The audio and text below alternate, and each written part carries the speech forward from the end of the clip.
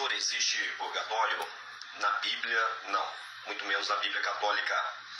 Esse dogma foi criado durante o Concílio de Florença no século XV e a fé no purgatório foi ratificada no Concílio de Trento no século XVI.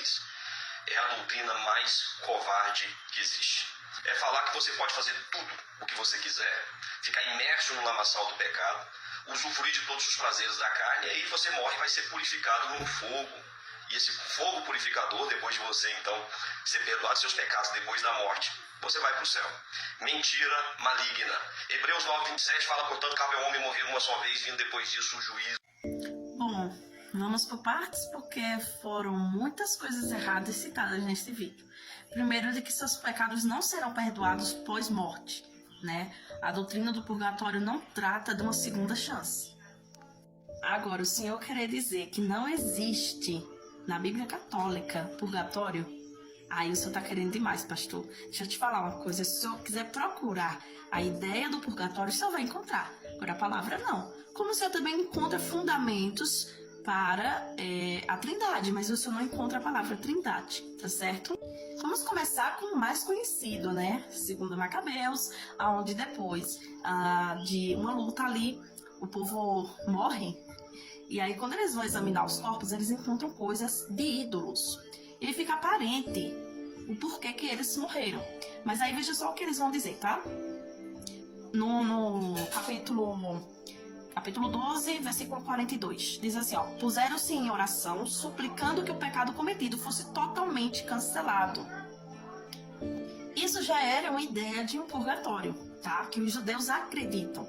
Porém, não da forma que a Igreja Católica acredita, porque a Igreja Católica não acredita que há uma segunda chance. Ou seja, as pessoas que estão no purgatório, pastor, elas não vão ser perdoadas de algo que elas cometeram e não pediram perdão aqui enquanto estavam ainda na Terra, tá? O purgatório é um tempo de purificação dos pecados já perdoados, mas ainda, né, a gente tem aquela manchinha do pecado cometido. Ou seja, a pena temporária para esse pecado. Aí o senhor pode dizer assim, mas não existe Macabeus na minha Bíblia. Ok, beleza. O senhor já não pode mais dizer que não existe na Bíblia católica, porque eu já lhe mostrei. Bom, primeiro deve distinguir-se aí, pastor, o pecado venial do pecado mortal, né? O pecado venial é uma falta leve, mas é uma falta leve e a gente comete no dia a dia, muitas vezes sem nem perceber. Essas faltas são perdoadas através do ato penitencial em toda missa. Então, se você for todo dia a uma missa, todo dia você vai ter esses pecados veniais perdoados. Já um pecado mortal, ele só pode ser perdoado através da confissão, ou seja, através do sacramento de reconciliação é que ele vai ser perdoado.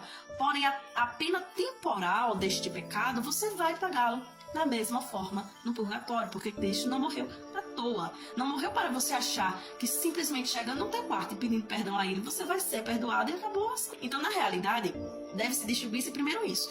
Depois, que o purgatório não é um lugar. Então, quando você morre, realmente segue-se o juízo. Você ou vai para o céu ou vai para o inferno. Porém, você, antes de ir para o céu, passará, se tiver pecados veniais, passará pelo purgatório. Tá?